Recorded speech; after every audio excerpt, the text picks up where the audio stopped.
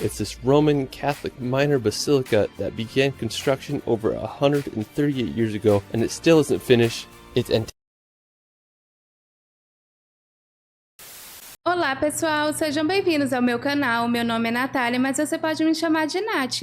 Eu adoro reagir e aprender sobre outros países, especialmente aqueles que são bem diferentes do meu, em termos culturais e econômicos. Então, se você gosta desse tipo de conteúdo, fique à vontade para se inscrever. Vou adorar ter você por aqui.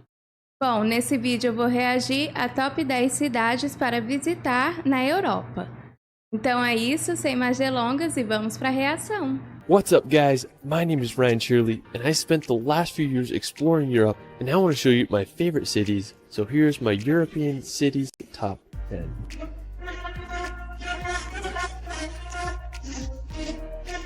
Europe is home to some of the world's most interesting cities. From the ancient history of Athens to the billionaire's playground of Monte Carlo, Europe's cities offer so much variety and diversity. Let's start this video off at the beautiful city of Lucerne. Located in the heart of Switzerland, Lucerne is a picturesque lake city surrounded by the Swiss Alps. It's just a short 40-minute drive from Zurich. One of my favorite parts of Lucerne is all of its medieval buildings and architecture. Lucerne is home to Chapel Bridge, which is the world's oldest surviving truss bridge. It was built over 600 years ago in 1365. It almost burnt down in 1993, but it was reconstructed and it's now open to the public. Another impressive place in Lucerne is the Mouseg Wall and Towers. The fortifications began in the 13th century, and it's made up of 9 stone towers that were used as a defense wall during medieval times. Aside from all the history, Lucerne is just a beautiful city to walk around and explore the lake and all the surrounding scenery. I mean, it's hard to beat the beauty of this Swiss city.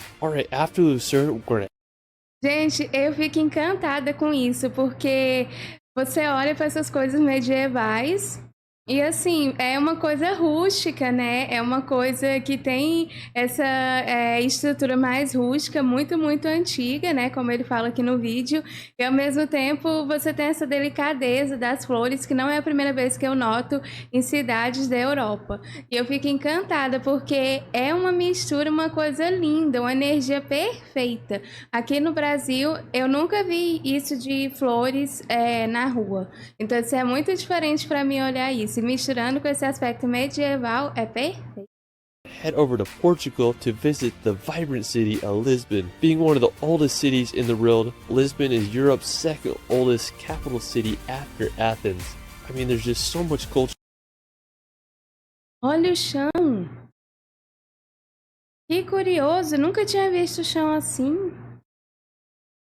And history in the city. You can check out the Sanctuary of Christ the King monument, reminding me of a mixture of Rio de Janeiro and San Francisco's bridge. The Commerce Square is another beautiful spot to explore. One of the coolest parks in Lisbon is the Parque Eduardo VII. It's full of beautifully designed hedges and just a great place to enjoy the afternoon or evening. The Belém Tower is also an important monument that served as a point of embarkation for Portuguese explorers. Lisbon is also close to some stunning beaches such as Ursa Beach. I haven't been to Lisbon yet, but certainly one of the first new European cities I want to explore. Alright, so after Lisbon, we're going to head over to Italy to visit the famous town of Positano, located on the Caramba, mas isso não parece nem real, parece um gráfico de um videogame. Coast. Positano is a seaside village that's about a 3.5-hour drive from Rome. Well, back in the 1st century, luxury Roman villas were built on the coast here. It was believed to be the home of mythical sirens that would seduce sailors to crash upon the rocky shores. Positano was a somewhat poor fishing village during the first half of the 20th century, but tourism began to gain traction in the 1950s, especially after John Steinbeck wrote about Positano in his essay where he said, "It is a dream place that isn't quite real when you are there, and becomes beckoningly real after you are gone." When you see this place in real life, I think you'll feel... É curioso que é pedra e ao mesmo tempo tem esse verde, né? Cria uma coisa muito contrastante. The same as Steinbeck. I mean, it's just hard to beat the beauty of this place. The backdrop of the mountains filled with colorful villas against the Mediterranean Sea filled with boats and yachts. It's just jaw-dropping. Positano is quite a touristy destination, so be aware you maybe get some crowds, especially if you go in the summer, but the beauty is worth that price if you ask me. It's just such a stunning location. Alright, after Italy, we're going to visit possibly the most iconic city in the world, London. I've traveled more to London than any other international destination. I love the city so much and I just keep coming back for more. Everything from double-decker buses to the energy of Piccadilly Circus makes the city feel so alive. There's just so many places to see. You can check out the iconic Big Ben and walk across the bridge to see the Palace of Westminster. There's the Tower Bridge, which is possibly the most famous bridge in all London. You can go see the Stoic Guards at Buckingham Palace or take a ride on the London Eye. If you haven't already been to London, I highly recommend visiting when you can. It's hard to beat London's atmosphere. There's no city like it in the world.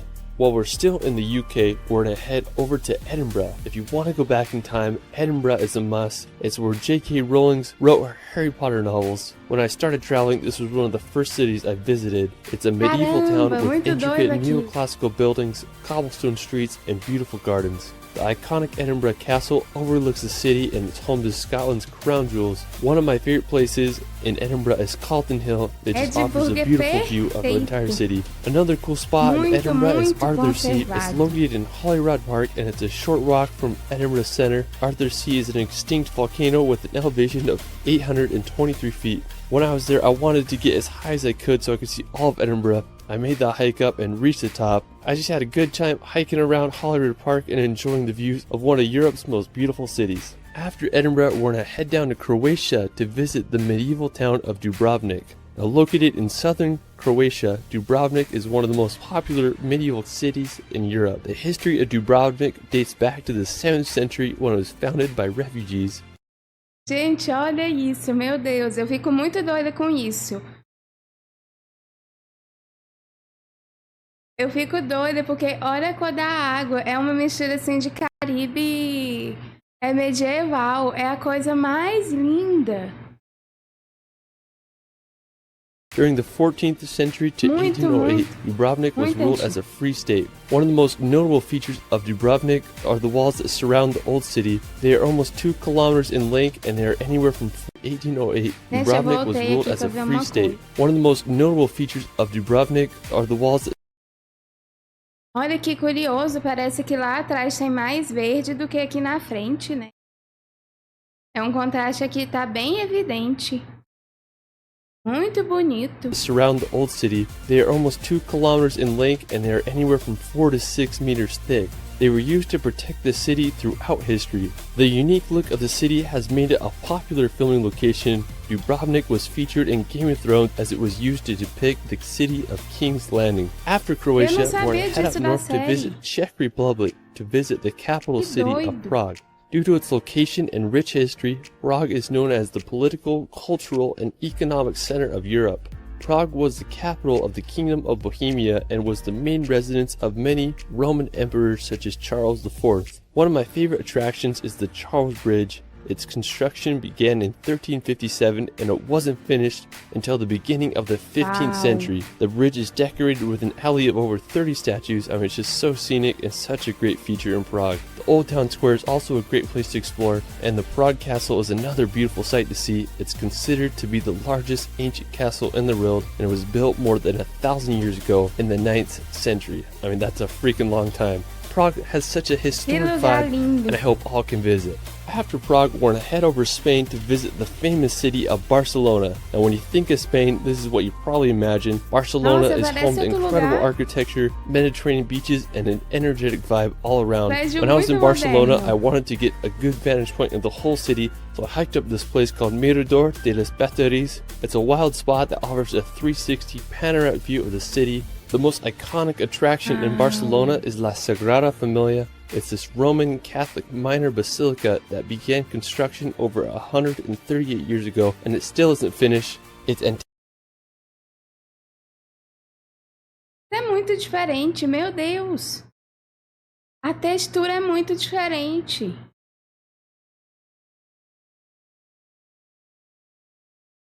Que curioso, por que a textura é desse jeito? Adoraria que a câmera se aproximasse. Anticipated that construction will be finished in 2026, but who knows? All I know is one of the most unique buildings in the Caramba, world, tanto and I tempo still can't get my assim. head around that it's been in construction since 1882. Alright, after Spain, Uau. we're going to head over to Greece to visit the city of Athens. It's the capital and largest city in Greece, and it's one of the world's oldest tudo cities. branco. Athens is such a wild place with so much history. Que One of my favorite lindo. places in Athens is the Acropolis. If you want to get into Parthenon, it costs about 20 euros, so it's a little expensive, but it's totally worth it, especially if you're there. When I went to the Acropolis, I was able to get some of my Ai, favorite time adoraria lapses visitar over the esses city. lugares. There was just an endless sea of white buildings with mountains in the background. If you do go to Greece, I recommend exploring. Gente, é verdade, é uma coisa infinita de branco. É muito doido porque a gente observa aqui nesse vídeo que as cidades são muito distintas uma da outra. Parece que você não está no mesmo continente, sabe? Você não está no continente europeu. Eu acho muito doido isso, porque é como se você estivesse mudando de cômodos e adquirindo a atmosfera de cada um desses cômodos. É muito chocante isso, é muito diferente. Exploring Athens for at least a day or two. It's just such a unique place. Alright, so for our last location, we're going to visit the tiny country of Monaco to see the city of Monte Carlo. Now, Monaco is the second smallest country after the Vatican. The whole country is only 499 acres. Nossa. Monaco has been known as a billionaire's playground, and over 1/3 of Monaco citizens are millionaires. One reason why Monaco draws the rich is because it's a tax haven. There are no income taxes and other tax rates are extremely low. One of the most famous places in Monaco is the Monte Carlo Casino. It was opened in 1863 and has been featured in the James Bond films. Another annual tourist attraction in Monaco is the Grand Prix. I'd love to see some race cars ripping through the city there. If you can handle the riches of Monte Carlo and Monaco, it's definitely a place to add to your European city bucket list. Well, that is it for my top 10. Europe is such a unique region of the world. There's just so many beautiful cities in Europe. I literally could have did a top 100 list, so it's really hard to narrow it down to 10. Let me know in the comments below where your favorite European cities. Gente, fantástico. Meu Deus, como vocês são sortudos por viver nesse continente. É muita diversidade. Eu fico impressionada.